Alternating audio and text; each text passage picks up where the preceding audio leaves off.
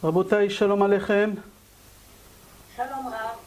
Shalom, on va commencer Be'ezrat Hashem comme prévu le cours. Alors, Tzoraim Tovim, shalom lekulam. Shalom.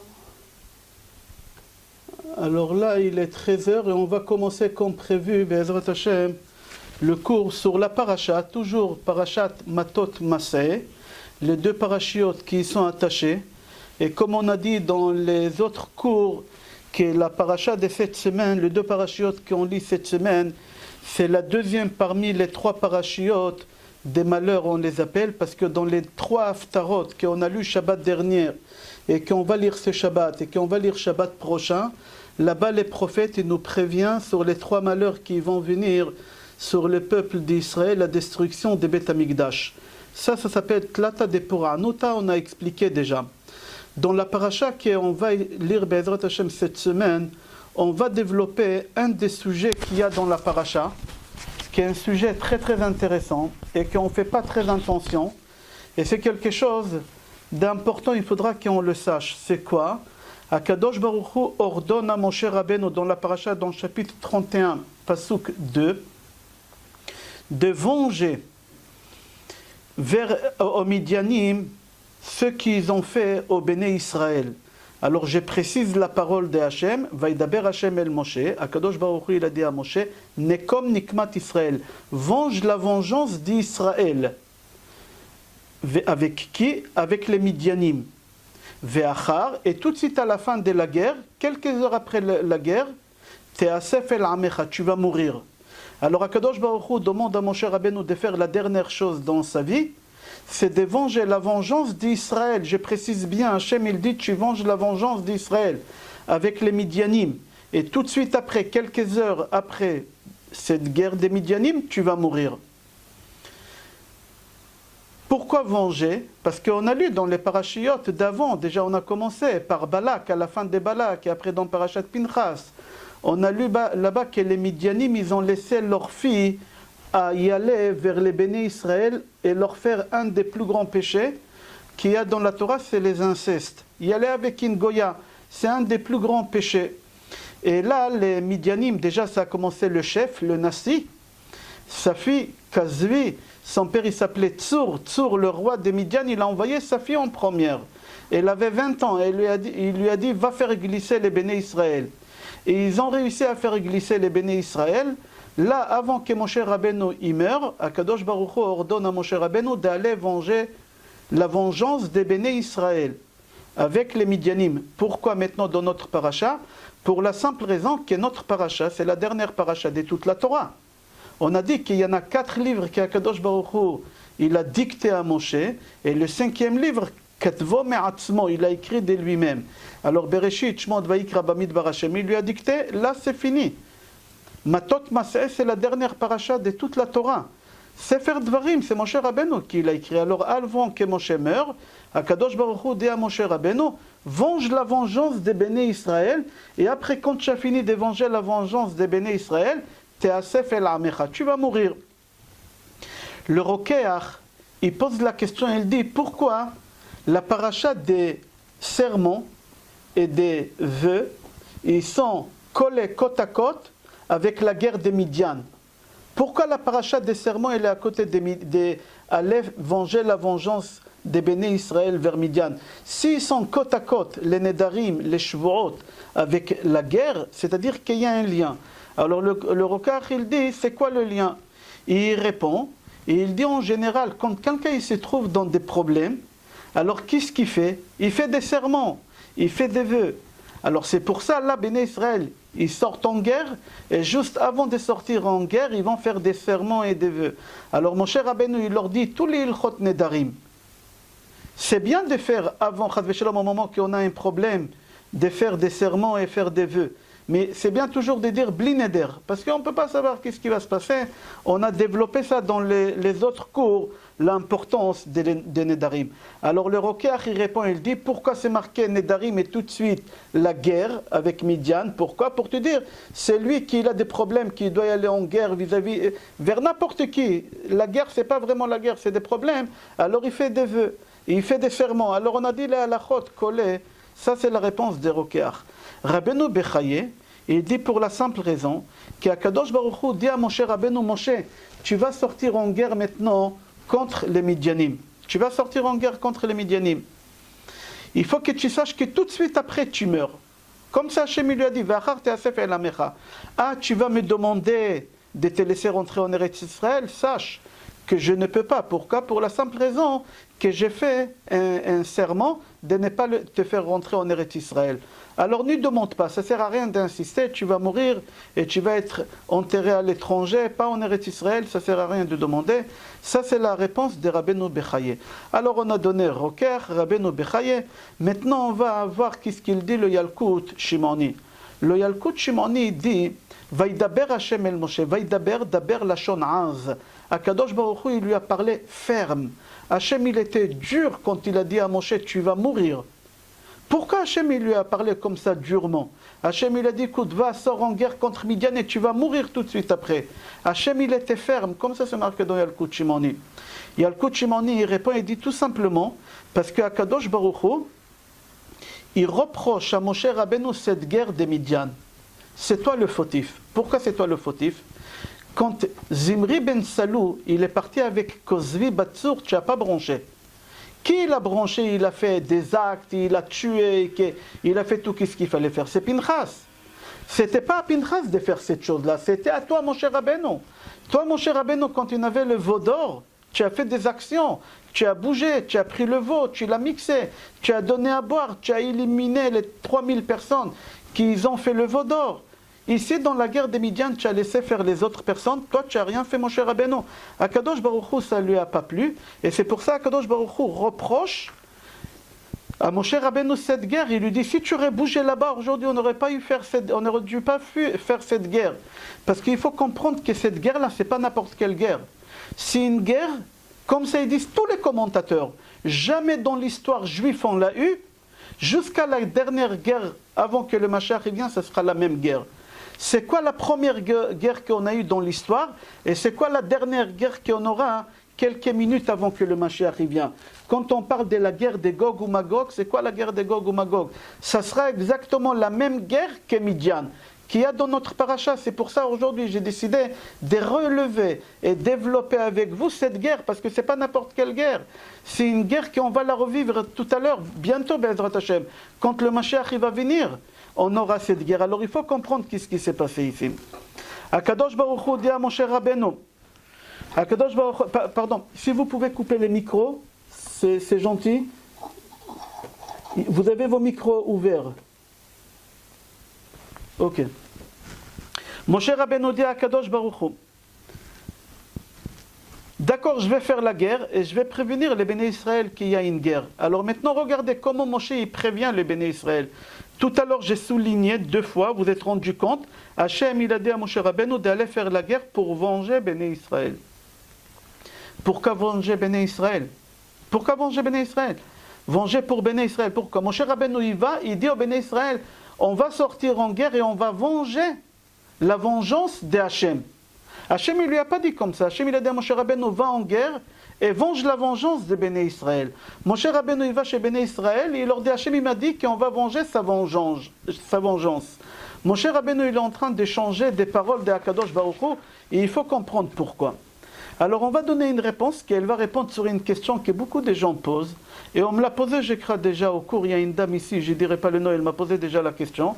Et je l'ai répondu en privé il y a à peu près 3 mois. Pourquoi le peuple juif toujours il est persécuté? Pourquoi le peuple juif toujours il est persécuté? Pourquoi toujours on essaie d'éliminer, d'exterminer les Béné Israël? Pourquoi? Alors la raison que j'ai donnée, c'est la même raison qu'ici mon cher Rabbeinu il dit, il faut venger la vengeance de Hachem, pas la vengeance des Béné Israël. Pourquoi? Pour la simple raison que les non-juifs, les anti-juifs, ils veulent exterminer Hachem. Ils veulent faire du mal à Hachem. Pour des raisons. C'est dans leur corps, c'est dans leur neshama. Mais ils ne comprennent pas pourquoi. Ils ne comprennent pas pourquoi. Eux aussi, ils ont une neshama. Et la neshama, il leur dit, il faut éliminer Hachem. Il faut faire du mal à Hachem. Ils ne savent pas pourquoi, mais c'est comme ça. Et comme ils ne peuvent pas atteindre Hachem, on ne peut pas atteindre Hachem. Alors qu'est-ce qu'on fait quand tu veux faire du mal à quelqu'un et tu ne peux pas lui faire? Il est baraqué, il est plus costaud que toi. qu'est-ce que tu fais? Tu vas faire du mal à sa femme ou à ses enfants. Tu vas faire du mal à ses enfants. À travers ses enfants, tu lui fais du mal. C'est ça qu'est-ce qu'ils font les goïms. À travers nous, ils font du mal à Hachem. En réalité, ils font du mal à Hachem. Quand un juif il souffre, Hachem il souffre autant que le juif. Alors qu'est-ce qui se passe? Mon cher Rabbeinu, il dit, il faut venger la vengeance de Hachem. Pourquoi? Parce qu'en réalité, les goïms, leur but à eux, c'est pas de faire du mal au Béné Israël, c'est de faire du mal à Hachem. Alors avant de sortir en guerre, cette guerre-là, qu'on va développer Bedrat Hachem, mon cher Rabbeinu, il dit, on va venger la vengeance de Hachem. Ok. Alors mon cher Rabbeinu, il leur dit, quelques heures après, je vais mourir. Écoutez bien, mon cher Rabbeinu, il leur dit, on va sortir en guerre. Quand on va finir la guerre, je vais mourir. Béné Israël, quand ils ont entendu que suite à cette guerre-là, Moshe il va mourir, ils n'ont pas voulu que Moshe meure. Qu'est-ce qu'ils ont fait? Il y a une partie des Juifs, ils ont dit, on ne sort pas en guerre. Pourquoi on sort en guerre? Pour que tu meurs. Même Yehoshua ben Nun, il n'a pas voulu sortir en guerre, Yehoshua ben Nun. Pourquoi? Yehoshua ben Nun, il a voulu que Moshe Rabbeinu il reste vivant. Alors qu'est-ce qu'il a fait? Il a essayé de tarder un peu. Il a essayé de tarder. Hachem il s'est fâché contre Yehoshua ben Nun. Il a dit, pourquoi tu as tardé? Si c'est comme ça, je vais te raccourcir ta vie. Yehoshua ben Nun, il devait vivre jusqu'à 120 ans. Il est mort en fin de compte à 110 ans. Hachem il lui a enlevé 10 ans de sa vie. Pourquoi? Parce qu'il a tardé de sortir en guerre contre Midian. Il est mort en 1245 avant l'ère. Yehoshua ben Nun, il est mort 1245 avant l'ère. D'après mes calculs, j'espère que je ne me suis pas trompé. Ok, alors les Bnei Israël, ils n'ont pas voulu sortir en guerre. Pas tous ils ont voulu sortir en guerre pour la simple raison qu'ils ont voulu que Moshe reste vivant. Comment il s'appelle aussi? Yehoshua ben Nun, il n'a pas voulu sortir en guerre contre Midian parce qu'il savait que Moshe va mourir. Il a dit, je vais tarder. Hachem, il a dit, tu as tardé, tu vas payer. Avant qu'on va rentrer aux profondeurs du cours, pour expliquer c'est quoi cette guerre que Hachem il ordonne à Moshe Rabbeinu contre Midian, sachez, et je répète encore, la guerre que la Torah parle dans notre paracha contre Midian, c'est une guerre que jamais elle a existé. Avraham Avinu, il est sorti en guerre contre les 5 rois. Yaakov Avinu, il est sorti en guerre. Tous, ils ont sorti en guerre. Jamais on a eu, même Bnei Israël, ils ont sorti en guerre. Contre Amalek, Sichon, on a fait des guerres. Mais jamais on a fait une guerre comme cette guerre des Midian. Vous allez voir des choses qu'on ne remarque pas. La prochaine guerre qu'on aura, la même guerre qu'il y a dans la paracha, c'est quelques minutes avant que le Mashiach vienne. Comme ça, il dit à Gaon Mevilna. Gaon Mevilna, il dit cette guerre, elle va se déclencher 12 minutes avant que le Mashiach va se développer. C'est la même guerre, la guerre de la paracha Midian et la guerre de la fin des temps, ce sera la même guerre. Regardez des choses qui sont bizarres dans cette guerre. Après, vous allez regarder dans le Chumash, tout ce que je vous dis, c'est dans le Chumash, dans la paracha ou dans le commentateur. Alors, Akadosh Baruch Hu, il dit à Moshe Rabbeinu, sors en guerre. Mais Hachem, il ne lui dit pas comment sortir en guerre. Il lui dit seulement, sors en guerre contre Midian. Moshe Rabbeinu, il a compris que cette guerre, ce n'est pas n'importe quelle guerre. C'est une guerre très très dure. C'est une guerre spéciale. En français, je crois, ça se dit, ce n'est pas une guerre conventionnelle. Ce n'est pas une guerre avec des armes. Il n'y a pas d'armes, il n'y a pas une seule épée, il n'y a pas une balle qu'elle va se faire tirer. Il n'y a pas une balle qu'elle va se faire tirer. Alors, qu'est-ce qu'il fait, Moshe Rabbeinu? C'est marqué dans la paracha. Il a fait un ordre, Elef Lamate. C'est-à-dire quoi, Elef Lamate? Il a pris des soldats. Il y a 3 avis. C'est quoi, Elef Lamate? Il y a un avis qui dit, Elef Lamate, que de chaque tribu, il a pris 1000 soldats. Il a pris 1000 soldats de chaque tribu. Multiplié par 11 tribus. J'ai dit bien 11 tribus et pas 12, parce que la tribu d'Ephraïm, elle n'est pas sortie en guerre. Je vais expliquer tout à l'heure pourquoi. Alors, il y a 11 000 personnes. Pourquoi il prend que 1000? Parce que la tribu des Lévites à l'époque, ils étaient 23 000. Alors, il ne faut jamais qu'une tribu elle soit moins que 22 000. Alors, mon cher Rabbeinu, il a dit, je peux prendre que 1000. Comme ça, la tribu des Lévites, quand je prends les 1000, ils vont se retrouver à combien? La tribu des Lévites, ils vont se retrouver à 22 000. Il ne faut pas moins que 22 000. Pourquoi il ne faut pas moins que 22 000? Parce que Hachem, quand il est descendu en Mont Sinaï avec le char, il a été accompagné avec 22 000 malachim. C'est-à-dire qu'Akadosh Baruch Hu, il s'y trouve dans des endroits où il y a 22 000 personnes. Hachem, il descend avec le char, avec tout ce qu'il faut, l'équipement complet, à partir du moment qu'il y a 22 000 personnes. Moins que 22 000 personnes, Akadosh Baruch Hu, il ne descend pas, c'est la Shrina qui est là. Alors, Elef Lamate, Moshe Rabbeinu, il prend de chaque tribu 1000, à part la tribu d'Ephraim. Pourquoi la tribu d'Ephraim? On va expliquer. Certainement, tu te poses la question, depuis qu'on a vu que la tribu de Lévi, elle est sortie en guerre. La tribu de Lévi, jamais elle est sortie en guerre. C'est pour ça que je vous ai dit, ce n'est pas une guerre conventionnelle. Ce n'est pas une guerre normale. Jamais on a eu une guerre comme cette guerre-là. Et jamais on aura jusqu'à la fin des temps. La dernière guerre, 12 minutes avant que le Mashiach vient et il dit à Gaon Mivilna, on aura la même guerre. Vous allez voir plein de choses qui sont étonnantes. La première chose qui est étonnante, pourquoi la tribu d'Ephraim ne sort pas? Deuxième question, pourquoi la tribu de Lévi sort en guerre? La tribu de Lévi, jamais elle est sortie en guerre. Alors il y a un avis qui dit combien ils ont sorti en guerre? 11 000, de chaque tribu 1000. Jamais ça a été vu, jamais. Mais Moshe Rabbeinu il a pris 1000. Il y a un deuxième avis qui dit que Moshe Rabbeinu il a pris de chaque tribu 22 000. Il a pris 2000. Il a pris 2000. Et la tribu d'Ephraim et des Ménaché, ils n'ont pas sorti en guerre. Alors 2000 multiplié par 10, ça fait 22 000. Pourquoi 22 000? Pour la simple raison qu'il y a 22 000 personnes qui ont fauté avec Midian. Puisqu'on sort en guerre vers Midian, il y a 24 000 personnes qui ont fauté avec Midian, Baal Peor ça s'appelle, alors je dois prendre avec moi 22 000 soldats. Alors de chaque tribu, il y a 10 tribus, Lévi ne fait pas partie de la guerre d'après un avis, et un avis, d'après notre avis aussi Ephraim, il n'est pas sorti, on va expliquer tout à l'heure. Il y a un troisième avis qui nous concerne et qu'on va développer Bedrat Hashem tout à l'heure. Moshe Rabbeinu il n'a pas pris ni 1000 ni 2000.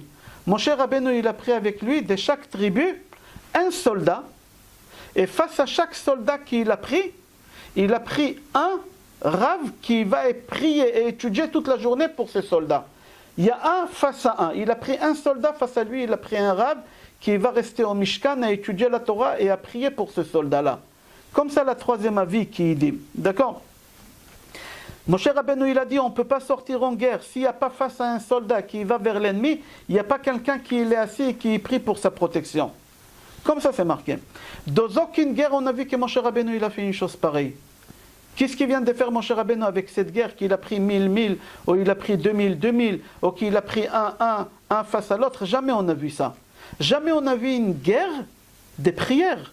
Qu'est-ce qu'il a fait Moshe Rabbeinu? Il a pris un soldat, il a pris quelqu'un qui prie. Il a pris un soldat, il a pris quelqu'un qui va étudier et prier. Il faut comprendre, il y a ici un peu de spiritualisme dans cette chose que Moshe Rabbeinu il est en train de faire. Encore quelque chose de bizarre, Moshe Rabbeinu il prend quelque chose de spirituel, la tribu de Lévi, et il envoie en guerre. Il envoie en guerre. Jamais la tribu de Lévi, elle sort en guerre, c'est une tribu qu'elle appartient au Beth Amikdash. Elle est sainte, cette tribu-là. On ne peut pas l'envoyer en guerre. Et Moshe Rabbeinu, il prend quelque chose de saint, il l'envoie en guerre. Alors il envoie un rabbin à la synagogue pour prier, et il envoie le Shevet Lévi en guerre. Il faut comprendre qu'est-ce qui se passe ici. J'ouvre une parenthèse, il y a un avis qui dit, pourquoi Moshe Rabbeinu il a envoyé la tribu de Lévi? Pour la simple raison, Moshe Rabbeinu, de quelle tribu il était? Lévi. Tous les béné Israël, ils savaient que Moshe Rabbeinu, il meurt après la guerre. Moshe Rabbeinu, il va mourir. Hachem, il lui a dit dans le Passouk, chapitre 32, Passouk 31, Passouk 1.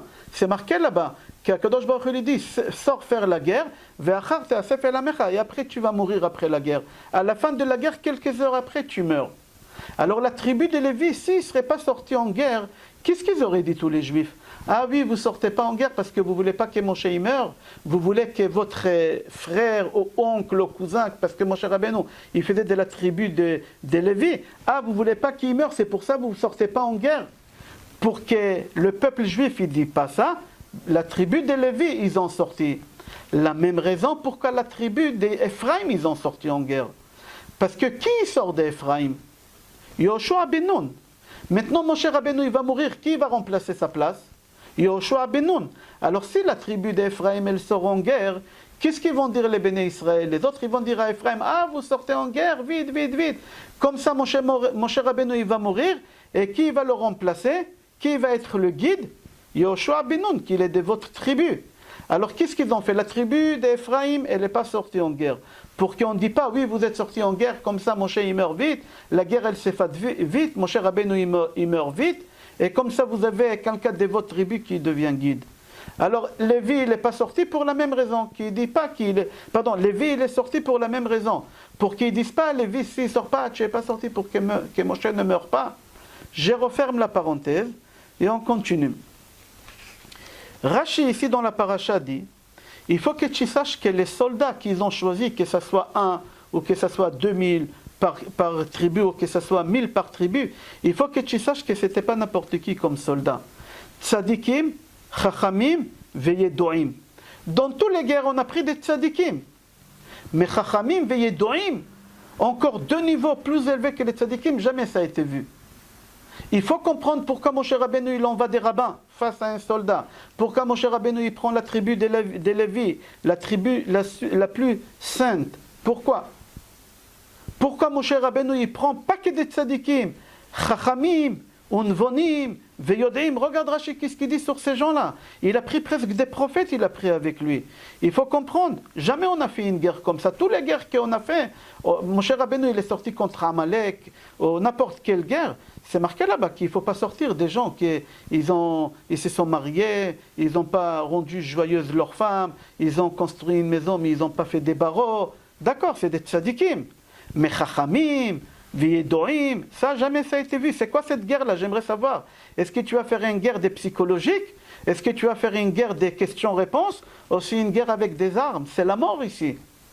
C'est la mort, c'est une guerre conventionnelle d'après les Midianim. Non, mon cher Rabbeinu, il dit, c'est pas une guerre conventionnelle, c'est une guerre des religions. Jamais on aura cette guerre jusqu'à la dernière guerre. C'est la première guerre, et la dernière guerre, ça sera une guerre des religions. C'est lui qui est la Tihilim à côté de lui, qui ouvre le chapitre 136.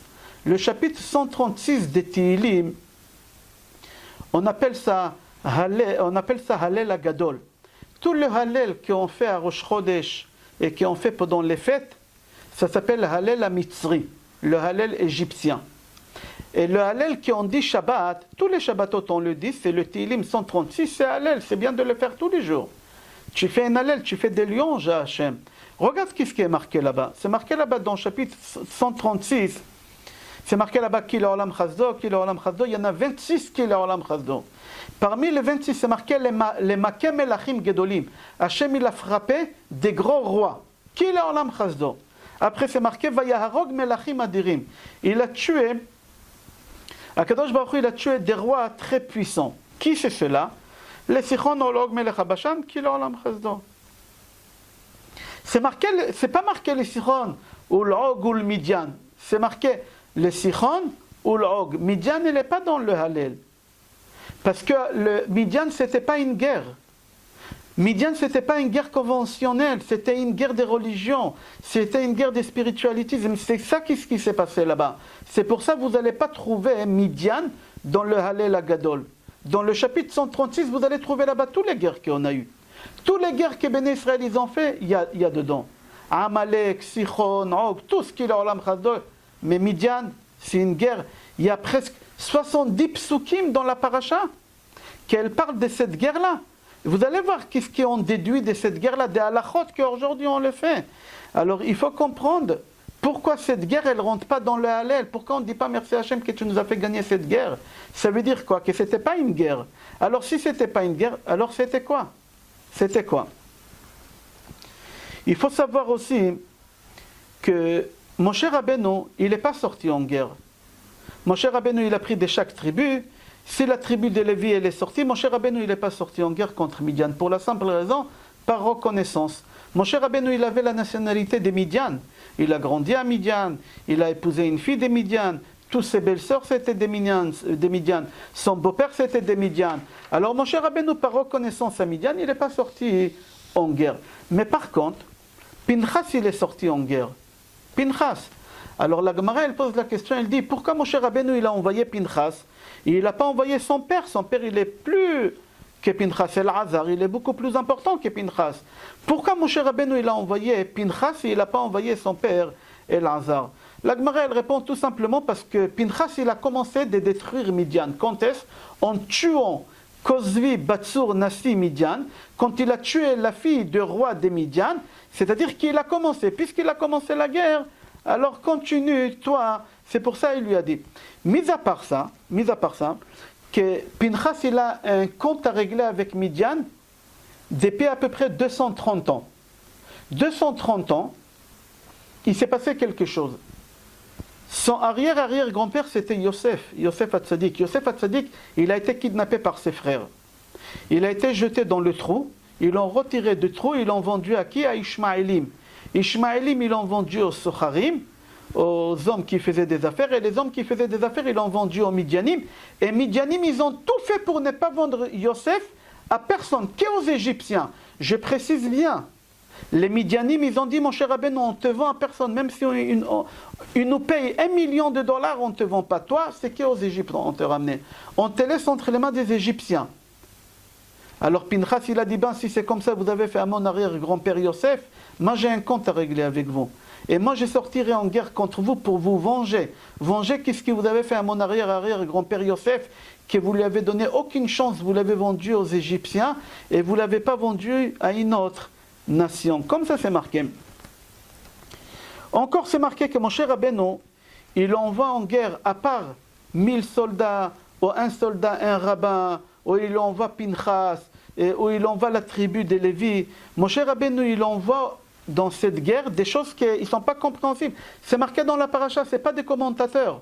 Ouvrez la paracha et vous allez voir, c'est marqué là-bas. Que mon cher Rabbeinu, il prend avec lui tous les ustensiles de Beth Amikdash. Qu'est-ce que tu as besoin d'aller en guerre? Tu prends avec toi la marta, tu prends avec toi toutes ces choses-là. Pourquoi mon cher Rabbeinu, il a besoin de prendre avec lui toutes ces choses pour sortir en guerre? C'est marqué dans la paracha qu'il a pris avec lui Clé à Kodesh, tous les ustensiles de Beth Amikdash. Il a pris avec lui Chatzotzrot à 3. Il a pris avec lui les 2 trompettes qu'on sonnait avec pour appeler les Kohanim. C'est marqué là-bas qu'il a pris avec lui aussi Aaron, l'armoire, le tabernacle, où il y a à l'intérieur les luchot abrid veshivrei luchot, les premières tables que Moshe il a brisées, et les deuxièmes tables entières, il sort en guerre. Qu'est-ce qu'on a besoin de tout cet arsenal? Qu'est-ce qu'on a besoin des trompettes? On a besoin des tables de la loi, on a besoin de l'armoire, on a besoin... C'est quoi toutes ces choses-là? C'est quoi cet arsenal? Mon cher Rabbeinu, il sort avec ça. Et il sort avec quoi? Urim vetumim. Urim vetumim, je n'ai pas le temps d'expliquer c'est quoi Urim vetumim, mais... Le Kohen, il portait sur lui les pectoraux, je crois que ça s'appelle en français, et à l'intérieur, il avait un papier, qu'avec ces papiers, on dévoilait des secrets. Il avait un papier plié à l'intérieur, et il a pris ça avec lui aussi. Pas fini, il a pris avec lui tous les habits de Kohen Gadol. C'est quoi ça? Tu vas en voyage, tu prends les habits de Kohen Gadol. Pourquoi mon cher Rabbeinu, il envoie toutes ces saintetés en guerre contre Midian? Ce n'est pas une guerre conventionnelle, il n'a pas envoyé une arme, une épée, rien. Il a envoyé quoi? Il a envoyé les Lévim, il a envoyé des rabbins au Beth Midrash, il a envoyé les luchot, chivrei luchot, il a envoyé les chatzotzrot, il a envoyé tout cet arsenal en guerre contre Midian. Il faut comprendre pourquoi il a fait ça. Pourquoi il a fait ça, mon cher Rabbeinu? Encore quelque chose que j'ai mis de côté, que mon cher Rabbeinu, il a envoyé avec eux le tzitz.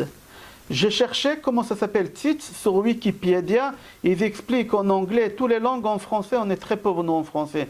Wikipédia, je ne trouve pas là-bas. Le tzitz, le Kohen, il portait ici une plaque en or jusqu'aux oreilles et derrière c'était 2 fils pour attacher derrière. Je ne sais pas comment ça s'appelle en français, j'ai fait des recherches ce matin, je n'ai pas trouvé, mais ça s'appelle le tzitz. Et dans le tzitz, il y a une marloquette qui est marquée là-bas, mais il y a un rave dans la Gemara Sanhedrin, il dit, moi j'ai été à Rome, j'ai vu les ustensiles là-bas, comme ça c'est marqué dans la Gemara, et j'ai vu le tzitz, c'est marqué Kodesh Lachem. Mon cher Rabbeinu, il prend cette bande-là en or, il donne aussi à Pinchas, il dit à Pinchas, prends, tu auras besoin. Pourquoi? Pourquoi? Qu'est-ce qui se passe ici? Pourquoi j'ai gardé ça, à part toutes les choses qu'on a citées? Parce qu'ils avaient besoin de ça. Pourquoi? Parce que quand ils ont sorti en guerre contre Midian, qui était face à eux? Les 2 plus grands sorciers au monde. Le plus grand sorcier au monde à l'époque, c'était Balak. Balak ben Tzipor. Balak ben Tzipor, lui, il savait voler comme un oiseau. Mais Bilam, il avait le nom sacré de Hachem pour pouvoir voler jusqu'au ciel. Pour pouvoir le faire descendre, il fallait lui montrer le tzitz. Alors mon cher Rabbeinu, il a dit à Pinchas, Pinchas, prends ça avec toi. Tu auras besoin pendant la guerre. Et Pinchas, il prend ça avec lui. Et c'est rapporté là-bas dans le Midrash que Bilam, il a volé ni plus ni moins jusqu'à Hachem. Ad Kisei HaKavod, avec le nom de Hachem, Bilam il a volé jusqu'à Hachem. Qu'est-ce qu'il a fait Pinchas? Pinchas avec le tzitz, il a volé jusqu'à là-bas, il a montré à Bilam. Il faisait atterrir Bilam. Comme ça on faisait atterrir Bilam. Comme ça c'est marqué dans la Gemara, c'est rapporté dans le Midrashim, etc. J'ai trouvé ça aussi dans Yalkut Shimoni. Yalkut Shimoni, il précise, il dit, Bilam il est monté jusqu'à Kadosh Baruch Hu, Ba Pinchas venatal tzitz me'alav ve'orido etzel Moshe. Pinchas il est monté lui aussi avec le tzitz, il a montré à Bilam, il a fait atterrir où? Jusqu'à Moshe Rabbeinu. Moshe Rabbeinu il a attrapé Bilam, il l'a ramené au Sanhédrin, les Sanhédrin ils l'ont jugé et ils l'ont tué avec une épée. Ils l'ont tranché. Comme ça c'est marqué dans Midrash Yalkut Shimoni, dans la paracha. Alors qu'est-ce qu'on voit? Que Moshe Rabbeinu il a envoyé un arsenal bizarre. Quand on sort en guerre, on ne prend pas tout cet arsenal.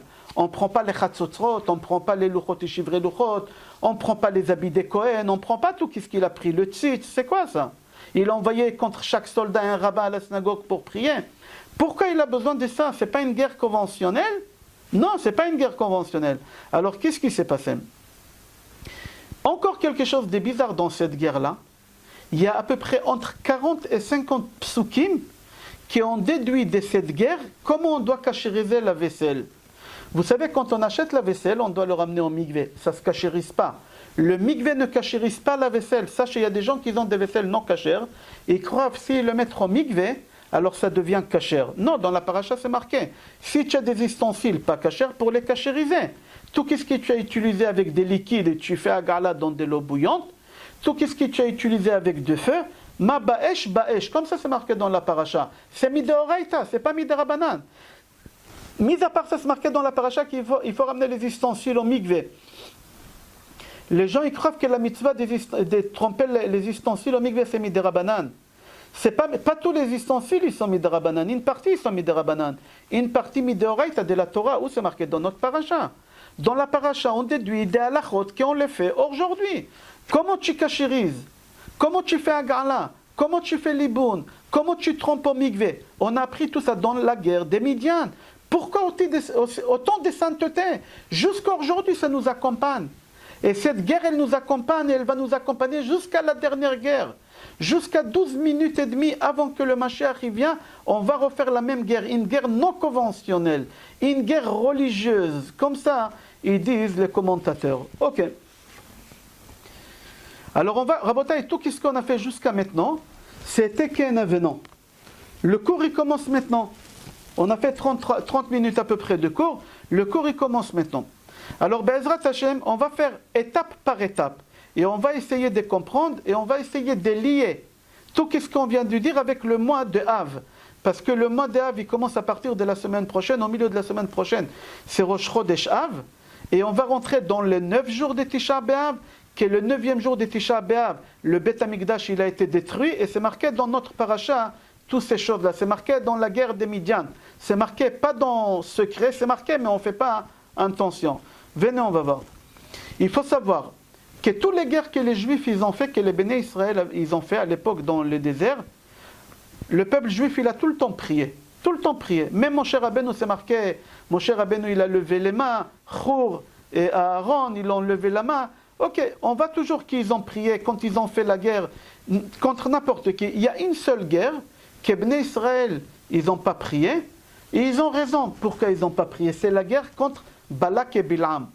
Quand Balak et Bilam ils sont venus maudire les Béné Israël, porter l'œil contre les Béné Israël, les Béné Israël ils n'ont pas prié. Ils ont raison. Pourquoi? On ne peut rien leur reprocher parce qu'ils ne savaient pas que Balak et Bilam ils sont en train de préparer des choses contre eux. Ils n'étaient pas au courant. S'ils étaient au courant, ils auraient prié, ils auraient crié jusqu'au ciel.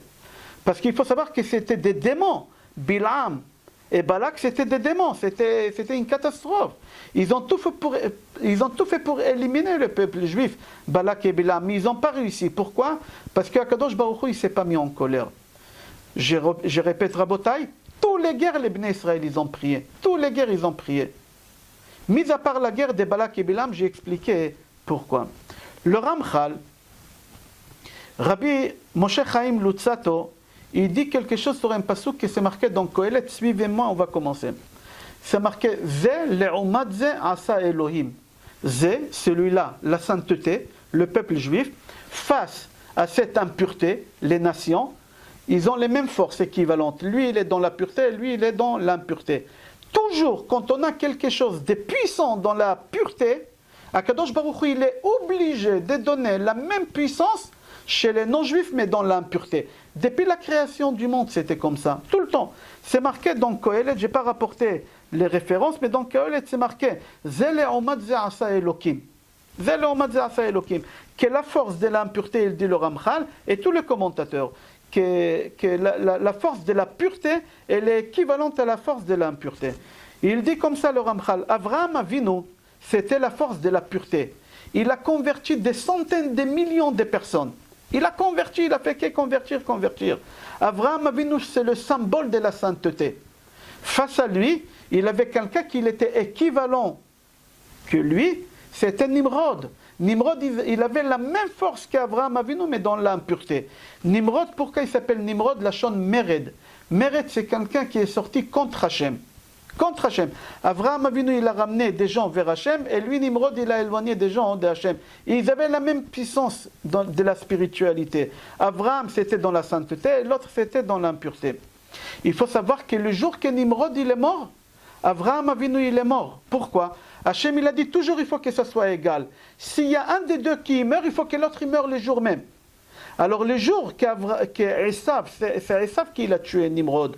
Vous vous rappelez l'histoire quand Esav il est rentré à la maison, il a dit à son frère, donne-moi à manger de cette nourriture rouge. C'est quoi rouge? C'est Édom. Il a tué qui? Regardez Rachid, il dit, il a fait 5 péchés. Parmi les 5 péchés, il a tué quelqu'un. Qui c'est cette personne qu'il a tué? Il a tué Nimrod. Qui il est mort tout de suite après? Avraham Avinu, c'était quelques minutes d'écart. Parce que qu'est-ce qu'il est en train de cuire, Yaakov? Des repas des endeuillés.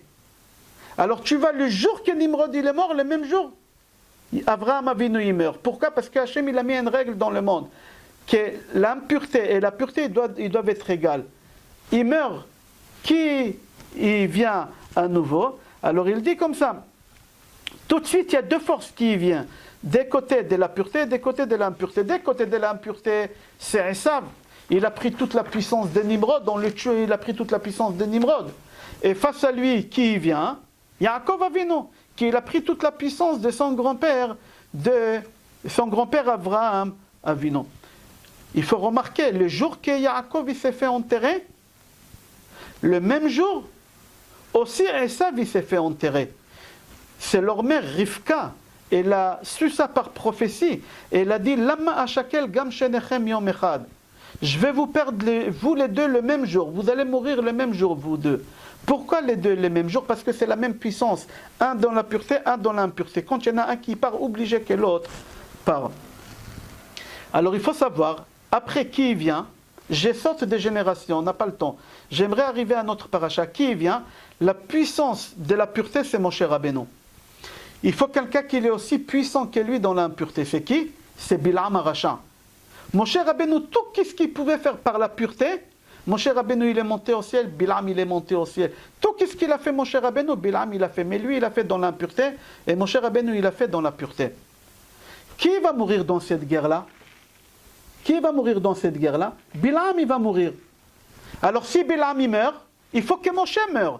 Alors Hachem dit à Moshe Rabbeinu, Moshe, sors en guerre contre Bilam, contre Midian. Et tu vas mourir quelques heures après. Pourquoi? Parce que si Bilam n'est pas là, Moshe n'est pas là. Et si Moshe n'est pas là, Bilam n'est pas là. Elohim. Ça c'est le Ramchal Rabbi Moshe Chaim Lutzato. Dans les livres Netivot Shalom, il ramène le Zohar HaKadosh. Et il dit, il faut que tu saches que la guerre des Midian, c'est une guerre de la sainteté contre l'impureté. C'est la guerre, qu'est-ce qu'elle a symbolisé tout le temps, Moshe Rabbeinu, Yaakov, Avraham?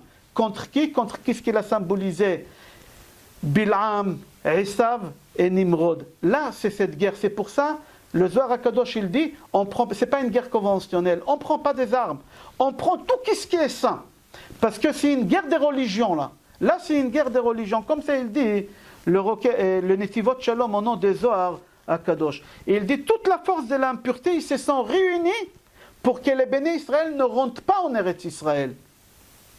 Toute la force de l'impureté, ils se sont réunis pour que les Juifs ne rentrent pas en Eretz Israël. Moshe Rabbeinu, il dit, puisque toutes les forces de l'impureté, ils se sont réunis, Bilam, Balak, il y avait des incestes, il y avait Baal Peor, il y avait toutes les choses sales, dégueulasses. Mon cher Rabbeinu, il a dit, si c'est comme ça, il faut que je ramène avec moi toute la puissance spirituelle que nous les Juifs on a. C'est quoi? Il a ramené avec lui tout le Beth Amikdash, les ustensiles, les habits, les trompettes, il a ramené avec lui les tables de la loi, les chivrets louchot, les pierres qui sont cassées, il a tout ramené avec lui. Et après, quand on a fini la guerre, quand il ramène les butins, je crois en français ça se dit, tout ce qu'on a pris de chez eux, on a tout cachérisé, on a pris des forces de chez eux, de l'impureté, on l'a purifié. C'est pour ça qu'on doit le faire passer dans le feu. Qu'est-ce qu'il y a dans le feu? De l'eau, dans de l'eau. Le faire tremper au mikvé. Pourquoi? Pour le faire passer de l'impureté à la pureté. D'accord? Ça ne se cachérise pas. Il faut faire attention. Il faut savoir que mon cher Rabbeinu, il a dit, sortir dans cette guerre, la personne qui, au moment qu'elle a mis les tefilines, elle s'est trompée, elle a mis d'abord les tefilines de la tête, et après les tefilines de la main, il ne vient pas en guerre. Il ne sort pas dans cette guerre. Tout d'abord, qu'est-ce qui n'est pas compréhensible? Vous les hommes qui vous m'écoutez, est-ce qu'un jour dans votre vie, dites-moi la vérité, ça vous est arrivé de mettre les tefilines de la tête avant la main? Jamais. Jamais. Ici, mon cher Rabbeinu, il dit, c'est lui qui a mis les tefilines de la tête avant la main, il ne sort pas en guerre. Dans les autres guerres, moi je sais qu'Aaron, il leur disait, c'est lui qui l'a parlé, ben tefilin sheliad, les tefila shel rosh, il ne vient pas, c'est lui qui l'a parlé entre la main et la tête. Ici, mon cher Rabbeinu, il dit, c'est lui qui a mis les tefilines de la tête. Avant les tefilines de la main, il ne sort pas en guerre. Il faut comprendre c'est quoi, c'est un code que mon cher Rabbeinu, il leur dit. La réponse c'est quoi? Pourquoi on met les tefilines de la main et pourquoi on met les tefilines de la tête? On met les tefilines de la main, bishvil le sha'abed et alev. Pour le cœur, on le rend avec Hachem. On met les tefilines de la tête pour contrôler nos pensées. Les sha'abed et amour, pour contrôler les pensées. Le cœur, c'est les pulsions. La tête, c'est les pensées. Alors les pulsions, c'est les incestes. Et la tête, c'est la avodah zara. Là, on sort en guerre contre qui? Contre Midian. Midian, qu'est-ce qu'ils nous ont fait glisser? Ils ont ramené les plus belles filles. C'est comme ça qu'ils ont fait avec Kozvi et Zimri. C'était les incestes. Alors c'est les tefilines de la main. Mon cher Rabbeinu, il leur dit, après, qu'est-ce qu'ils nous ont fait? Ils ont demandé de faire Baal Peor. C'est quoi Baal Peor? Regardez les commentateurs. C'est pas joli de dire ça ici maintenant. C'était quoi Baal Peor? Et Baal Peor, Avodah Zara, c'est avec quoi? C'est avec la tête, avec la pensée. Alors mon cher Rabbeinu, il a dit, c'est lui qui a mis d'abord les tefilines de la tête. Et après, il a mis les tefilines de la main qui ne vient pas. C'est-à-dire, c'est lui qui l'a péché avec Midian. Ou c'est lui qui pense quelque chose comme ça, des incestes, ou quelque chose d'Avodah Zara, il ne sort pas en guerre. C'est impossible de mettre d'abord les tefilines de la tête et après la main. Jamais j'ai vu quelqu'un qui l'a fait ça. Mais ici, mon cher Rabbeinu, c'est des codes qu'il leur donne. Il leur dit, on sort en guerre contre le mal. C'est quoi le mal? C'est la Avodah Zara et c'est les incestes. Et c'est ça qu'est-ce que Midian ils ont fait. Midian ils ont su qu'à cause des deux péchés, on ne rentrera pas en Eretz Israël. C'est avec les femmes et c'est avec la Avodah Zara. Ils ont su ça. Alors c'est ça qu'est-ce qui nous ont fait glisser les béné Israël. Et ils ont réussi, Hachem Yatzilenu, ils ont réussi. 22 000 personnes, ils ont glissé là-bas. Et c'est pour ça, mon cher Rabbeinu, il a pris 22 000 en guerre. Ok, on continue. C'est marqué dans Parashat, Vezot HaBeracha. En am levadad ishkonu bagoim lo itchashav. Il faut comprendre c'est quoi le mot badad. C'est quoi le mot badad? Je regarde l'heure, c'est bon, on a encore un quart d'heure à peu près. C'est quoi badad? C'est lui qui peut regarder le pasuk. C'est marqué là-bas dans Parashat, Vezot HaBeracha, Hen, Hei Nun Sofit, Am Levadad. Le peuple juif, c'est un peuple qui doit être solitaire. Il doit habiter, il doit être solitaire. Il ne faut pas qu'il se mêle avec les non-juifs. Il ne faut pas qu'il se mêle. Quand on parle se mêler, il y a beaucoup de sous-entendus. Je ne vais pas rentrer maintenant, est-ce que mariage mixte, pas mariage mixte? Est-ce que c'est faire des affaires, pas faire des affaires? Je ne parle pas maintenant de ça. Mais la Torah, elle nous ordonne, tu veux réussir dans ta vie? Pas de mariage mixte. Pas de mariage mixte. Tu dois être hen. C'est lui qui a un stylo qui marque comme c'est marqué dans la Torah. Hen. Hey, nun. Il faut savoir, ici j'ai les 10 lettres. Aleph, Bet, Gimel, Dalet, He, Vav, Zain, Chet, Tet, Yud. Si je prends la lettre Aleph, pour qu'elle devienne 100 et 10, combien il me manque? 9. Alors je mets face à Aleph, je mets la lettre Tet. Maintenant j'ai la lettre Bet. Quelle lettre je dois écrire en face pour arriver à 10? La lettre Chet. Faites jusqu'à 4. Quand j'ai la lettre Dalet, pour arriver à 10, combien il me faut? Quelle lettre en face il me faut? Vav. 6, Vav. Voilà maintenant la bombe atomique. Quand j'ai la lettre Hey, quelle lettre je dois mettre en face pour que j'arrive à 10? J'ai rien du tout. J'ai rien, j'ai tout fini. Il faut que je prenne la même lettre et que je la fasse face à face, le Hey en face de Hey. Il dit c'est ça la solarité, être solitaire dans le judaïsme. Que le Hey il se marie qu'avec le Hey. Un juif il se marie qu'avec un juif. Un juif qui ne se marie pas avec un juif, c'est la destruction. C'est ça la guerre des Midian. Et c'est ça la guerre qu'on traverse maintenant et ce sera la dernière guerre. Ça avec la lettre Hey dans les dizaines. Prenez dans les centaines la lettre Nun. La lettre Nun c'est la 50. Il y a Yud, c'est la lettre Tzadik. Il y a Chaf, c'est etc. Et quand on arrive à la lettre Nun, c'est 50 pour arriver à 100, j'ai rien. C'est que la lettre Nun, Nun, Nun. Alors ça, qu'est-ce qu'il y a Kadosh Baruch Hu dit dans la Torah? Hen bagoim lo itchashav. Hen le'am levadad ishkon. Il doit être solitaire. Il n'a pas le droit. C'est marqué dans la Torah. La première personne au monde qui nous a enseigné ça, c'est pas Abraham Avinu. C'est pas Yitzhak Avinu, c'est Yaakov. Abraham Avinu, il a fait que convertir. Abraham Avinu, il partait chercher les gens non juifs, il leur disait, vous voulez vous convertir, venez. Il ramenait des conversions. Yitzhak Avinu, il a fait ça. Yaakov Avinu, il a dit non. Yaakov Avinu, il a dit non. Moi, je n'accepte pas. Moi, je me mélange avec personne et personne ne se mélange avec moi. Chacun chez soi et tout ira bien, Be'ezrat Hashem. C'est pour ça qu'on appelle Abraham Avinu. Qu'est-ce qu'on appelle Abraham Avinu? Yom Tov. Yom Tov. Pourquoi Yom Tov? Parce qu'à Yom Tov, tu peux faire Eruv Tafshilin. Eruv, c'est quoi Eruv? Mélanger les mets que tu as préparés avant pendant la fête. Abraham Avinu, on l'appelle Yitzhak Eruv Tafshilin, qui peut prendre des non-juifs et ramener et les convertir. Ça, c'est Abraham Yitzhak. Yaakov Avinu, il a dit non, moi je suis Shabbat. Si vous regardez dans les Kiddush des Shabbat, dans la Hamida des Shabbat, dans les chants des Shabbat, on parle que de Yaakov. On parle que de Yaakov, ça ne me revient pas maintenant les chants. Yaakov, c'est marqué là-bas Yaakov, c'est-à-dire que lui, moi je suis seul, je suis solitaire. Shabbat, on ne peut pas porter d'une maison à une autre maison. Shabbat, on peut pas cuisiner, on ne peut rien faire Shabbat. Moi je suis Shabbat. Yaakov il a dit non, moi j'ai peur de mariage mixte, moi j'ai peur de me mêler. Yaakov il était contre ça, c'est-à-dire que Yaakov il nous a appris, qu'est-ce qui est dans Parashat Vezot Abracha, c'est marqué Hen Am Levadad Ishkon. Badad, comme ça, c'est marqué là-bas. Alors il continue, il dit que Yaakov Avinu, quand il a vu que sa femme Rachel, elle a volé à son père l'idolâtrie, qu'est-ce qu'il a fait Yaakov? Il a crié sur Rachel, il a dit de quoi tu te mêles? De quoi tu te mêles? Moi je vis chez ton père, ça fait 22 ans que je vis chez lui. Jamais je lui dis viens convertis-toi au judaïsme. Jamais j'ai eu une discussion avec ton père plus que 2 minutes. Jamais.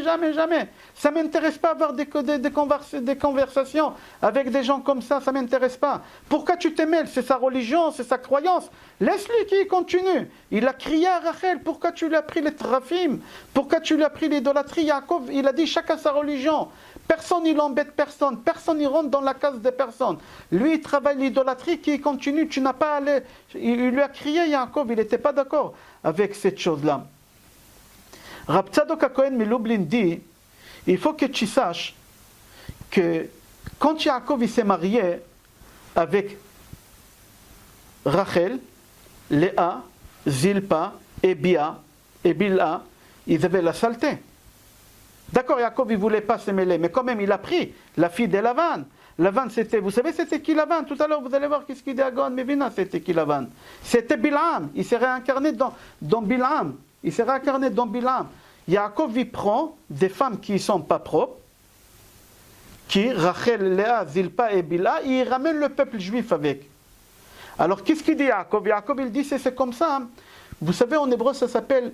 en hébreu, Koura Barzel. C'est quoi Koura Barzel? J'ai regardé tout à l'heure dans les dictionnaires, ça s'appelle une fonderie. C'est quoi une fonderie? Tu prends du fer, tu le fais fondre là-bas, et après tu fais la forme que tu veux et tu le retires. Tu le nettoies de toute la saleté, et tu le retires après que tu l'as formé. Là-bas, on appelle l'Égypte Koura Barzel. La fonderie de fer. Barzel, marque Barzel. Bet, Resh, Zain, Lamet. C'est quoi Barzel? C'est les 4 femmes que Yaakov il a épousé. On est rentré en Égypte, pourquoi? Pour faire fondre, c'est une fonderie, fondre les Béné Israël et reconstruire les Béné Israël à nouveau. Tous les hommes, les 600 000 hommes qui ont sorti d'Égypte, ils sont tous morts dans les déserts. Ils sont tous morts dans les déserts. Là, on a créé un nouveau peuple, on a nettoyé la saleté que Yaakov il a eu avec ces 4 femmes-là. Barzel, Bet, c'est Bila, Resh, c'est Rachel, Zain, c'est Zilpa, et Lamed, c'est Léa. C'est pour ça l'Égypte, on l'appelle Koura Barzel, la fonderie de fer. C'est quoi de fer? C'est les 4 mers. C'est-à-dire que Yaakov, il ne voulait pas se mêler avec les goïms, même ses propres enfants, toute sa famille, il nous a ramenés chez Bim Napesh. Il nous a ramenés où? Il nous a ramenés en Égypte. Il nous a ramenés en Égypte. Pourquoi? Pour nettoyer ça.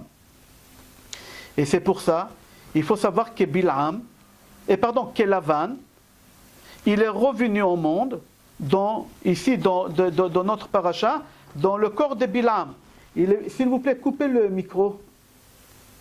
Harry 2, coupez le micro.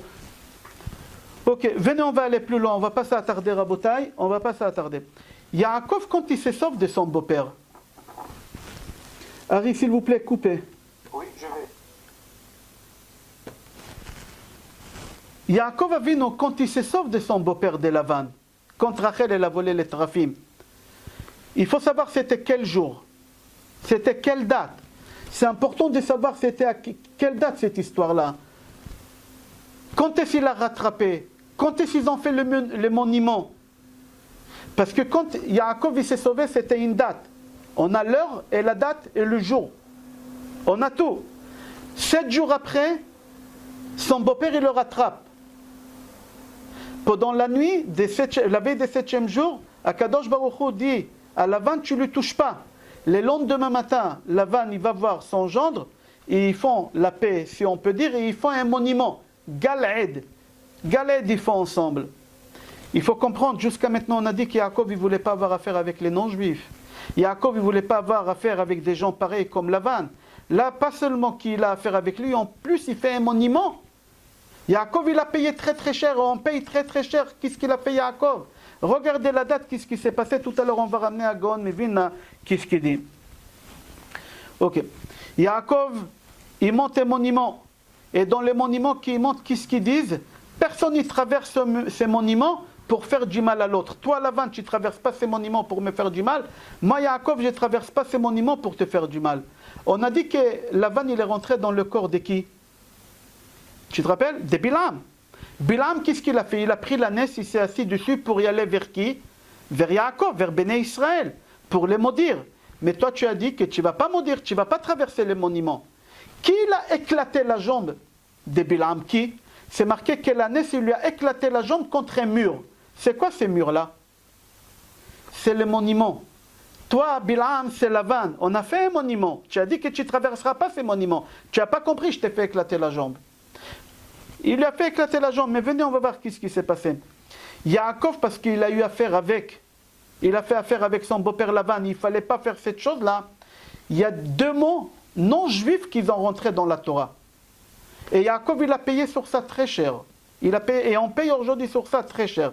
Il y a 2 mots. Comment il a appelé le beau-père de Yaakov? Le monument. Yaakov, il a appelé Galed. Son beau-père, il n'a pas appelé Galed. Il a appelé Yagar Sahaduta. Galed, en araméen. Et à cause de ça, à cause de Yaakov, parce qu'il a fait affaire avec son beau-père Lavan, il y a 2 mots, pas en langage hébraïque, qui sont rentrés dans la Torah. C'est-à-dire que Yaakov, à cause de lui, il a fait rentrer la sainteté dans la impureté. Une autre langue, qui est la langue de la Torah, c'est l'impureté. Et c'est pour ça que tout le Talmud, il est écrit en araméen. C'est à cause de Yaakov. C'est Yaakov qui a causé ça. Parce qu'il a fait affaire avec son beau-père. Et il y a 2 lettres dans toute la Torah entière, il y a Gar Sahaduta en araméen. Et il a payé sur ça. C'est marqué dans Sefer Meshech Chochma. Chez Abraham Avinu, c'est marqué colère. Chez Yitzhak, c'est marqué colère. Af. Mais chez Yaakov, c'est pas marqué colère. Parce que chez Abraham, c'est marqué colère, on a eu les Ishmaël. Parce que chez Yaakov, chez Yitzhak, c'est marqué colère, il a eu qui? Il a eu Esav, Edom, le monde occidental. Chez Yaakov, c'est pas marqué colère. Pourquoi c'est pas marqué colère? Pour la simple raison que Yaakov a été mitatosh lema. Il a fait rentrer personne. Il a fait rentrer personne, il a converti personne, il s'est mélangé avec personne. Yaakov, il a dit à partir de quel moment l'esclavage il va commencer? À partir de quel moment l'esclavage il va commencer? À partir du moment que les Juifs ils vont sortir de Goshen. Nous on était en Égypte, mais Goshen ça ne faisait pas partie d'Égypte. Yaakov il a dit, le jour que les Juifs ils vont quitter leur ghetto, d'accord, leur shtetl, ils vont aller habiter à l'extérieur, là il y a des mariages mixtes et là c'est l'esclavage. Et c'est ça ce qui s'est passé. C'est exactement ce qui s'est passé. À partir du moment qu'on est sorti de Goshen, on est sorti de shtetl et on est parti habiter là-bas en Égypte, en Alexandrie, le mariage mixte il a commencé et 210 ans d'esclavage, et il a commencé à cause des mariages mixtes. C'est comme ça. Pourquoi on a réussi à sortir? Parce que après ça, les Béné Israël ils ont fait tchouva. Et la Torah elle témoigne que les Juifs ils n'ont pas changé ni leur habit, ni leur langue, et ni leur prénom. C'est-à-dire que les Juifs ils se sont pas mélangés avec eux. Certes, ils ont quitté Goshen, je répète, ils ont quitté Goshen, mais ils ne se sont pas mariés, ils n'avaient pas de mariage mixte. Et si Hachem il nous a fait sortir d'Égypte, c'est grâce à ça. Parce qu'on a su comment se protéger. Certes, on est sorti de Goshen, certes, on est sorti de shtetl, mais on a gardé les mêmes habits, on a gardé le shtreimel, on a tout gardé. On a gardé les papiers, on a gardé le tzitzit, on a tout gardé. On a tout gardé. On a tout gardé. Et c'est pour ça qu'Akadosh Baruch Hu nous a fait sortir. Akadosh Baruch Hu nous a fait sortir grâce à ça. Grâce à ça. On continue Rabotai. Le Maharil Diskin dit, quand on fait le Leil HaSeder, rappelez-vous Leil HaSeder, il y a un moment que vous prenez la coupe de vin et vous dites Vehi she'amd, on couvre les matzot et on prend le coupe de vin et on dit Vehi, grâce à ça. She'amd ala avotenu, grâce à ça on a réussi à sortir d'Égypte. Que quoi? Qu'on n'a pas bu du vin avec les non-juifs et qu'on n'a pas mangé du pain des non-juifs, c'est-à-dire qu'on est resté solitaire. Même qu'on est sorti des shtetl, même qu'on est sorti des ghettos, on ne s'est pas marié, on n'a pas bu du vin avec eux et on n'a pas mangé du pain. C'est pour ça qu'on tire la coupe de vin et on... On ne vous entend pas, Rav. Il y a des problèmes de connexion.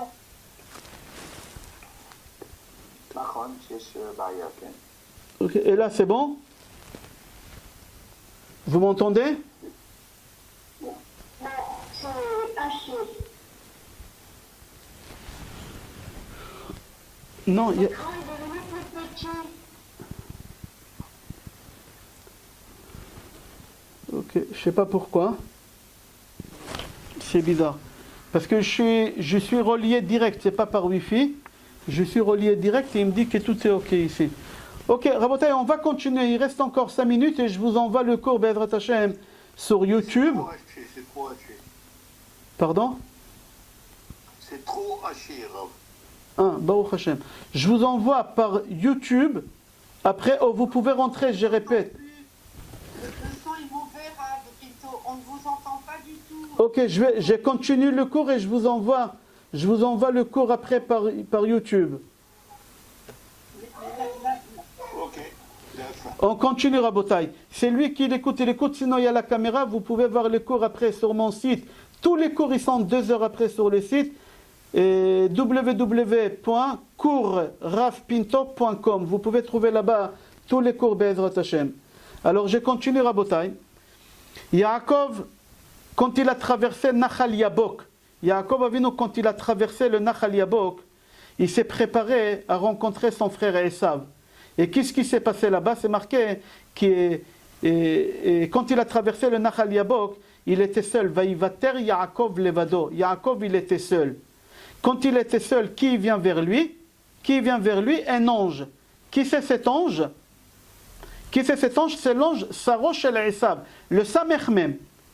Quel jour c'était? Quel soir c'était quand il a traversé le Nachal Yabok?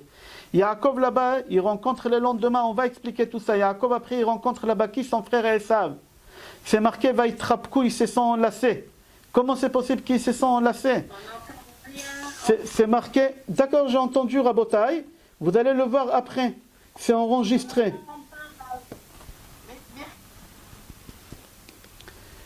Ils se sont enlacés. Comment c'est possible qu'ils se sont enlacés? C'est marqué qu'ils se sont enlacés, hein, et la poussière elle est montée jusqu'à Kisei Hakavod. La poussière elle est montée jusqu'à chez Akadosh Baruch Hu. Il faut savoir que Yaakov il avait peur d'Esav. C'était quel jour que Yaakov il avait peur? Quel jour Yaakov il avait peur? Il faut comprendre quel jour Yaakov il avait peur. Alors Rabotai, Venez, on va voir c'était. On n'entend rien. D'accord, alors sortez de cours. Sortez de cours, Rabotai. On ne le voit plus d'ailleurs. C'est lui qui l'entend pas qui sort de cours. Le cours, il est enregistré sur YouTube en direct. Et vous allez le voir tout à l'heure sur YouTube ou sur mon site. Je continue, il reste encore 6 minutes à peu près, Rabotai. Venez, on va voir. On a rappelé déjà une fois le Zohar HaKadosh dans Parashat Vaishlach. Rabbi Raphaël Merila, ça ne sert à rien, on ne vous entend pas. On a rappelé le Zohar HaKadosh dans Parashat Vaishlach. Qu'il y a 200 ramach, 248 organes dans le corps de l'homme. Et on a 248 mitzvot positives dans la Torah. Et on a 365 tendons dans le corps. Et face à ça, on a 365 mitzvot. Madame, j'ai entendu, alors sortez du cours. Sortez, vous dérangez.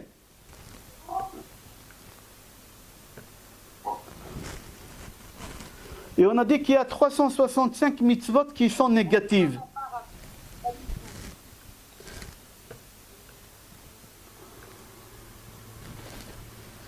Et face à ça, on a 365 mitzvot qui sont négatives. Alors il y a 365 mitzvot négatives et il y a 365 jours dans l'année. C'est-à-dire chaque mitzvah négative, elle est liée à une journée dans l'année et à un tendon dans notre corps. Alors le Zohar HaKadosh, il dit, j'aimerais savoir, Tisha B'Av, c'est lié à quoi et à qui et à quel jour? Comme ça, il pose la question, le Zohar HaKadosh. Et il dit, le Zohar HaKadosh, il faut que tu saches que la mitzvah, l'interdit de manger le nerf sciatique, il est lié au jour de Tisha B'Av. Et c'est marqué dans la halakha, tout celui qui mange à Tisha B'Av, c'est comme s'il a mangé le nerf sciatique. Le Khatam Sofer, il vient, il nous dévoile des bombes atomiques sur ces Zohars-là. Le Khatam Sofer, il dit dans Parashat Dvarim, il dit que l'ange qui s'est battu avec Yaakov toute la nuit, c'était l'ange d'Esav. L'ange, le Samech même, l'ange d'Esav. C'était quel jour? C'était la veille de Tisha B'Av. La veille, quand nous on s'assoit par terre et on pleure le soir de Tisha B'Av, qu'on commence à jeûner, c'était le soir que Yaakov Avinu il s'est battu avec l'ange. Quel ange? L'ange d'Esav. Qu'est-ce qu'il lui a dit l'ange vers le matin? Lâche-moi, je dois aller chanter aujourd'hui. C'est-à-dire, qui chante à Tisha B'Av? L'ange d'Esav. C'est-à-dire, Tisha B'Av, ça appartient à qui? Tisha B'Av, ça appartient au mal. Ça appartient au Samech même. Le Sitra Achra, ça appartient aux choses les plus sales, les plus mauvais qu'il y a au monde. Alors venez, on va voir le Khatam Sofer, qu'est-ce qu'il dit. Le Khatam Sofer, il dit que Yaakov, il s'est sauvé de son beau-père. Que Yaakov, il s'est sauvé de son beau-père Lavan. C'était veille de Rosh Chodesh, c'était dimanche. Dimanche, veille de Rosh Chodesh. 7 jours après, il a rattrapé Yaakov. 7 jours après, il a rattrapé, c'était Motzei Shabbat. Le 7, au soir, Yaakov Avinu, qu'est-ce qu'il fait? Il fait monter un monument avec son beau-père. Il a été puni, pourquoi? Parce que son beau-père, il a fait rentrer 2 mots en araméen dans la Torah. Et il a fait une alliance avec quelqu'un qui n'avait pas le droit de faire une alliance, il ne fallait pas faire affaire avec lui. Et regardez qu'est-ce qui s'est passé le 7 Av, le 8 Av et le 9 Av. Regardez qu'est-ce qui s'est passé. Alors, il faut savoir que le 9 Av, après que Yaakov il a monté le monument avec son beau-père, etc., Yaakov, il doit traverser le Nachal Yabok pour rencontrer son frère. Alors le soir de 9 Av, il s'est bagarre avec qui on a dit? Avec l'ange. Le lendemain, 9 Av, le jour même 9 Av, la destruction de Beth Amikdash, Yaakov il rencontre le mal lui-même et Esav. Et qu'est-ce qu'il fait? Yaakov il se prosterne devant lui. Il se prosterne devant lui Tisha B'Av. Pourquoi? Parce que Yaakov il avait peur. Le jour de Tisha B'Av, c'est un jour de peur pour les Juifs. Yaakov il a eu peur. Même les explorateurs, ils sont revenus à Tisha B'Av, ils avaient peur. Ils avaient peur à Tisha B'Av. Tous les Juifs, ils ont peur dans ces jours de Tisha B'Av. Yaakov, il avait peur d'Esav. Nous, on a peur. Tous, on a peur de ces jours-là. Même les Meraglim, les explorateurs, ils ont eu peur. D'accord. Il faut savoir quel est le lendemain, le 10 Av, qu'est-ce qu'ils ont dit les Meraglim? Les Béné Israël, ils ont dit à Moshe, Alon na'ale ve'yarashnu ota. Le lendemain, ils ont dit on va aller en Israël et on va conquérir la terre d'Israël. La veille, vous avez dit non. Non, tout simplement parce que la veille, c'était quoi la veille? La veille, c'était Tisha B'Av, et le Tisha B'Av, il appartient au mal. C'est fini Tisha B'Av, le mal, il n'est plus là, le Samech même, il n'est plus ici. Alors, on peut monter en Eretz Israël. Le 10, on peut monter en Eretz Israël. Et c'est pour ça, à Tisha B'Av, on lit quoi? Echa Yashva Badad. C'est quoi Badad? Solitaire, seul. C'est-à-dire, la méthode des Midianim dans notre paracha, c'était mélanger les juifs et les non-juifs. Faire des mariages mixtes. C'était ça leur méthode, mélanger les juifs avec les non-juifs. Hachem Yatzilenu. Et c'est pour ça les Midianim, ils vendent Yosef uniquement aux Égyptiens. Parce qu'ils savaient qu'en Égypte, c'est la herva, c'est l'impureté, c'est la débauche totale. L'Égypte, ils ont dit Yosef, toi, on doit te mettre qu'en Égypte et nulle part ailleurs. On va te mélanger avec les incestes. Pourquoi? Parce que nous, on ne veut pas que vous allez monter en Eretz Israël. Alors, Akadosh Baruch Hu dit au Béné Israël, vous n'avez pas voulu, Hen Am Lebadad Ishkon, vous n'avez pas accepté d'être solitaire. Moi, je vais vous envoyer Chayash Babadad. C'est quoi Chayash Babadad? Moi, je vais vous envoyer la destruction des Beth Amikdash. Rabotai, j'ai fait un résumé et il n'y a pas de questions parce que je comprends qu'on a été coupé.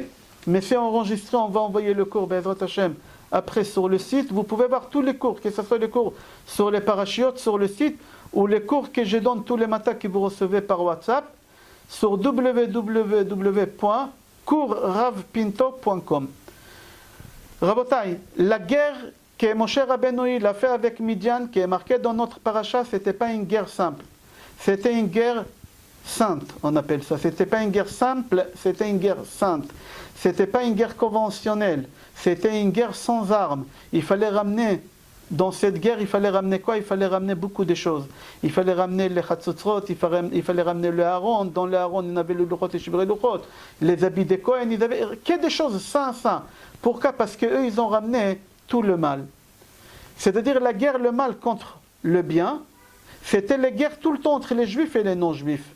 Mais c'était toujours avec une guerre conventionnelle, avec des vrais arsenals. Là, la guerre que Moshe Rabbeinu il a fait, c'était sans arsenal. C'était quoi? C'était quelle la sainteté? Le Mashiach, quand il va venir aussi, ce sera une guerre des religions. On prie Be'ezrat Hashem que bientôt arrive Rosh Chodesh Av. Vous remarquez dans la halakha, c'est marqué Mishenechnas Av mema'atin besimcha. Depuis que le mois d'Av arrive, on diminue dans la joie. Pas on arrête d'être joyeux, on diminue, on n'a pas le droit de ne pas être joyeux. Mais on prie tous à Kadosh Baruch Hu Be'ezrat Hashem. On prie tous à Kadosh Baruch Hu Be'ezrat Hashem qu'on n'aura pas besoin de jeûner, qu'Akadosh Baruch Hu nous envoie le Mashiach et qu'on va se détacher de tout le mal.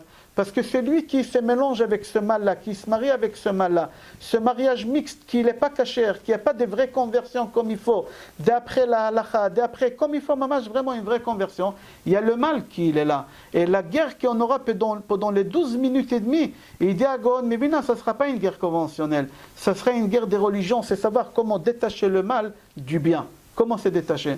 Alors on prie à Kadosh Baruch Hu qui va nous envoyer le Mashiach et qu'on n'aura pas besoin de faire le Tisha B'Av Chas v'Shalom et qu'on se retrouvera tous, Be'ezrat Hashem, au Beth Amikdash faire les sacrifices, Be'ezrat Hashem. Je vous embrasse, je vous souhaite Kol Tov.